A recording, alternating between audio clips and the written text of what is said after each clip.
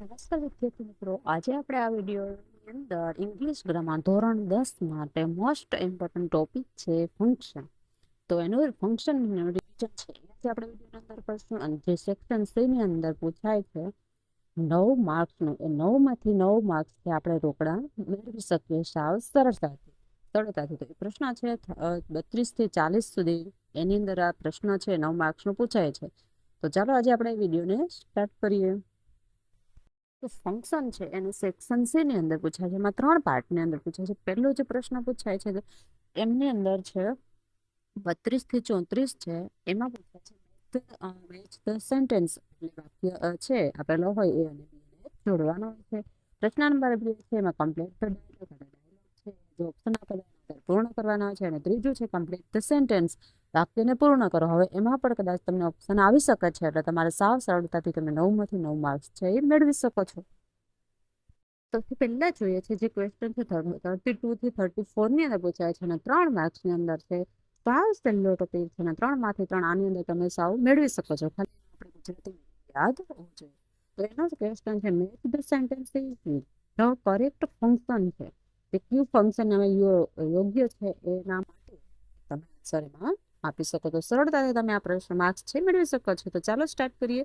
તો પહેલું છે એ વિભાગની અંદર pour the milk in a glass, sugar and add some sugar. pour the milk, ગ્લાસની અંદર થોડું દૂધ લો અને એની અંદર છે થોડુંક સુગર એડ કરો. તો આપણે વાક્ય વાંચ્યું તો જ આપણે ખબર પડી જાય છે કે પ્રોસેસ છે આપેલી છે.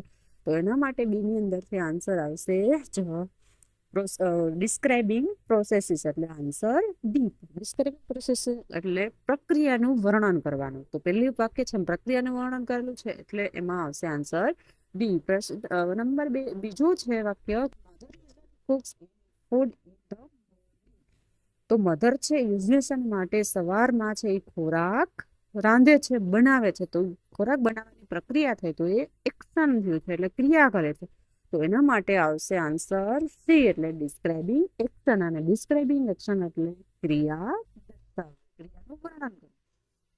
એના પછી છે પ્રશ્ન વાક્ય ત્રીજું Soham studies in a college in Pune. તો સોહમ છે એ કોલેજ છે એમાં અભ્યાસ કરે છે. તો સ્થળ આપેલું છે પુણે. તો એના માટે છે સ્પેસિફાઈંગ લોકેશન. લોકેશન એટલે થાય કે સ્થળનું વર્ણન. જો પ્રશ્ન છે એ વિભાગમાં જોઈએ the boy who is giving a speech is my brother. આ છોકરો એ છે કે જે સ્પીચ આપે છે એ મારો ભાઈ છે. તો છોકરા વિશે વર્ણન કરેલું છે. તો એમાં આન્સર આવશે ડિસ્ક્રાઇબિંગ પર્સન. ડિસ્ક્રાઇબિંગ પર્સન એટલે વ્યક્તિનું વર્ણન. આન્સર આવશે સી. એના પછી બીજું છે the ghats in Varanasi are famous for the Ganga aarti. ઘાટ છે વારાણસીનો ગંગા આરતી માટે ખૂબ જ ફેમસ છે. તો એ પ્લેસ એટલે સ્થળ આપેલું છે વારાણસી, એટલે આમાં આવશે ડિસ્ક્રાઇબિંગ પ્લેસ, કેમ કે ચોક્કસ સ્થળ આપી દીધેલું છે. તો એમાં આવશે આન્સર બી. એના પછી ત્રીજું છે the audience has been sitting for 3 hours. Has been sitting for 3 hours એ પૂર્ણ વર્તમાન કાળનો સેન્ટેન્સ છે. સિટિંગ ફોર 3 hours અચોક્કસ સમય આપેલો હોય તો એમાં આવે duration of time. Duration of time એટલે અચોક્કસ સમય, અને પોઈન્ટ ઓફ ટાઈમ એટલે ચોક્કસ સમય આપેલો હોય તો પોઈન્ટ ઓફ ટાઈમ આવે, અને અચોક્કસ સમય આપેલો તો ડ્યુરેશન ઓફ ટાઈમ. 3 hours 3 કલાક આપેલું છે પણ ચોક્કસ નથી, એટલે એમાં આવશે answer A, duration of time. પછી ત્રીજો પ્રશ્ન છે એમાં પહેલું વાક્ય છે એ વિભાગની અંદર since when has Dev been studying. Since when has been Dev studying. Dev છે એ ક્યારે સ્ટડી કરે છે. તો ચોક્કસ સમય બતાવેલો છે, ચોક્કસ સમય માટે. તો સિન્સ છે એના ઉપરથી તમે વાક્ય સરળતાથી ઓળખી શકો છો કે અહીંયા આવશે પોઈન્ટ ઓફ ટાઈમ, ચોક્કસ સમય. તો સિન્સ છે એના ઉપરથી તમે સરળતાથી વાક્યને ઓળખી શકો. તો આન્સર આવશે બી, પોઈન્ટ ઓફ ટાઈમ, કેમ કે સિન્સ આપેલું છે અને વોઇસ છે ચોક્કસ સમય. એના પછી પ્રશ્ન બીજું વાક્ય છે what is the price of this TV set. આ ટીવી સેટની પ્રાઇસ શું છે. Mister Dave asked the salesman. Mister Dave સેલ્સમેનને પૂછ્યું તો તમને સરળતાથી ખબર પડી જાય છે, પ્રશ્નોત્તરી થાય છે એકબીજા વચ્ચે. તો એમાં આવશે આન્સર સી, ઇન્ક્વાયરી એજ નેચર. ઇન્ક્વાયરી એજ નેચર પ્રશ્નોત્તરી કરવી. એના પછી ત્રીજું છે the book which you are reading. આ બુક છે જે તમે વાંચી છે ઇઝ રિટન બાય. છે તો બુક વિશે વર્ણન કરેલું છે. બુક તો એ વસ્તુમાં આવે છે એટલે એમાં થશે ડિસ્ક્રાઇબિંગ વસ્તુનું વર્ણન. તો એમાં આન્સર આવશે એ. પછી બી છે એમાં આપણે એનું ગુજરાતી સમજી લઈએ કે ડિસ્ક્રાઇબિંગ થિંગ એટલે વસ્તુનું વર્ણન. પોઈન્ટ ઓફ ટાઈમ ચોક્કસ સમય દર્શાવવો અને પોઈન્ટ ઓફ ટાઈમમાં એક વસ્તુ યાદ રાખવાની સેન્સ વાળું જો કાંઈ યાદ ન રહે તો. અને એના પછી સી છે ઇન્ક્વાયરી નેચર એટલે પ્રશ્નોત્તરી કરવી અને ડી છે ડ્યુરેશન ઓફ ટાઈમ એટલે અચોક્કસ સમય. પછીનો છે ચોથો wish you all the best. Wish you all the best શુભેચ્છા પાઠવે છે તો એક્સચેન્જિંગ પ્લેઝન્ટરીઝ એમાં આવશે આન્સર શુભેચ્છાઓ પાઠવતા હોય તો કોંગ્રેચ્યુલેશન કહે છે, ઓલ ધ બેસ્ટ કે થેન્ક યુ તે બધા આવશે એક્સચેન્જિંગ પ્લેઝન્ટરી ની અંદર.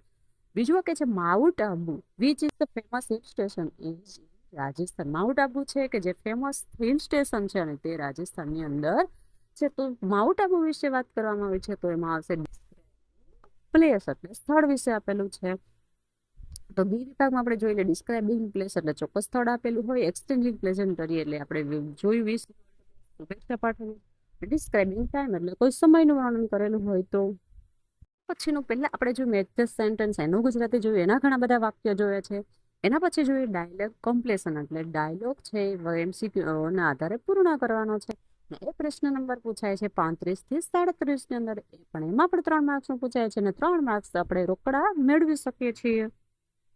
Complete the dialogue selecting the correct responses based on the function given in the bracket. કૌંસમાં આપેલા શબ્દના આધારે તમે એમસીક્યુ છે સાચો છે ફંક્શન વર્ડ સિલેક્ટ કરી પૂર્ણ કરો. તો સૌથી પહેલું છે મધર. મધર કહે છે when will you come back from school. તમે તું તે સ્કૂલેથી પાછો ક્યારે આવીશ.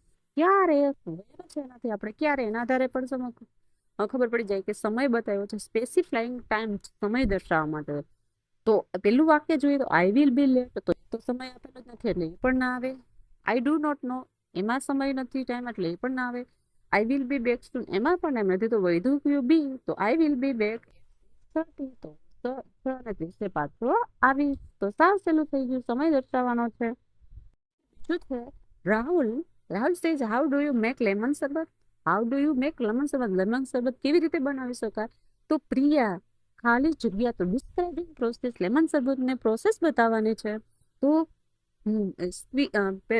પેલું છે take a glass of water પાણીનો ગ્લાસ એડ સમ સુગર એમાં સુગર એડ કરો.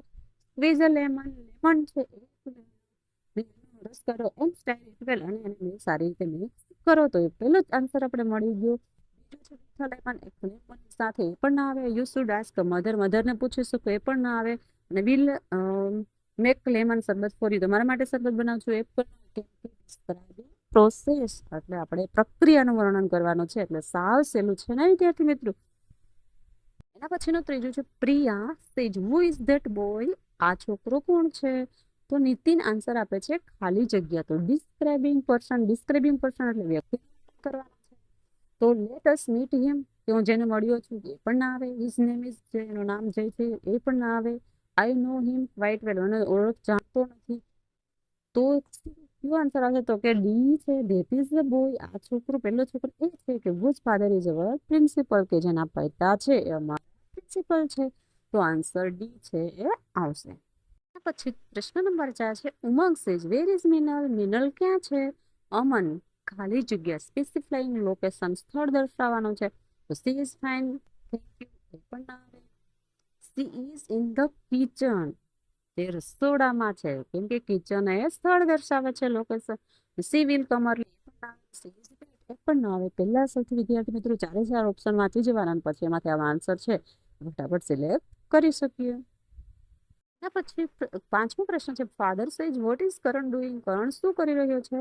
અમન સેજ ખાલી જગ્યા તો કૌંસમાં આપેલો શબ્દ ડિસ્ક્રાઇબિંગ એક્શન. ડિસ્ક્રાઇબિંગ એક્શન ક્રિયાનું વર્ણન દર્શાવવાનું છે.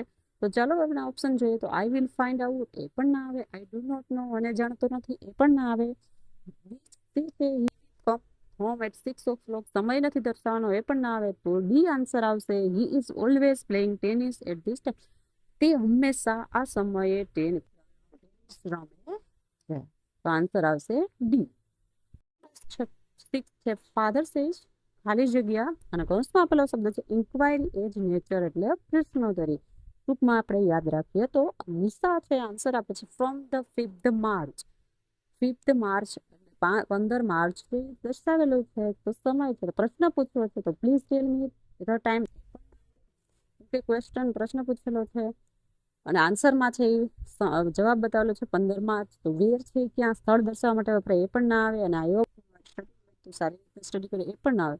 તો when do you your exam begin, તમારી એક્ઝામ ક્યારે શરૂ થાય છે? તો આન્સર છે ફ્રોમ ધ 5th માર્ચ. તો એનો આન્સર આવશે સી. સાતમો પ્રશ્ન છે સ્ટ્રેન્જર ખાલી જગ્યા એક્સચેન્જિંગ પ્લેઝન્ટરીઝ. શોપકીપર છે yes what can I do for you, શું તમારા માટે કરી શકું છું? તો પેલા પ્રશ્ન પૂછે મદદ માગે તો છે એ આપણે પ્રશ્ન પૂછી શકીએ. તો થેન્ક યુ વેરી મચ એમ તો ન કહી શકે, તું મને મદદ કરે એમ પણ ન કહી શકે, આઈ એમ સોરી એ પણ ના આવે. તો આન્સર આવશે B excuse me can you please help me, તમે મને મદદ કરી શકશો? તો એમાં આવશે એક જ વાક્ય છે ફાધર સેજ what are the children doing, બાળકો શું કરી રહ્યા છે? મધર સેજ ખાલી જગ્યા કૌંસમાં પેલો શબ્દ છે ડ્યુરેશન, એટલે ખાસ યાદ રાખજો વિદ્યાર્થી કન્ફ્યુઝ થઈ શકે છે. ડ્યુરેશન ઓફ ટાઈમ એટલે અચોક્કસ સમય દર્શાવેલો હોય, અને પોઈન્ટ ઓફ ટાઈમ એટલે ચોક્કસ સમય દર્શાવ્યો હોય તો પોઈન્ટ ઓફ આવે. તો ડ્યુરેશન ટાઈમ આપણે ગોતવાનો છે. તો સિન્સ અને ફોર ઉપરથી પણ આપણે સાવ શોર્ટમાં યાદ રાખી શકીએ છીએ. કાંઈ યાદ ન રહે કેમ કે એક્ઝામના થોડા દિવસમાં છે, આપણે એટલે શોર્ટ કટથી યાદ રાખીએ તો યાદ રહી જાય. પેલું છે they have been playing chess for hour now for an, તો આન્સર એ છે એ જેનો જવાબ છે. છે તો એમાંથી પોઈન્ટ ઓફ ટાઈમ આવે એટલે અહીંયા એ પણ નહીં આવે. દે આર પ્લેઇંગ તેઓ રમે છે એ પણ નહીં આવે કેમ કે સમય દર્શાવવાનો છે ને. It is an old place પણ નહીં આવે. તો આન્સર આવશે એ.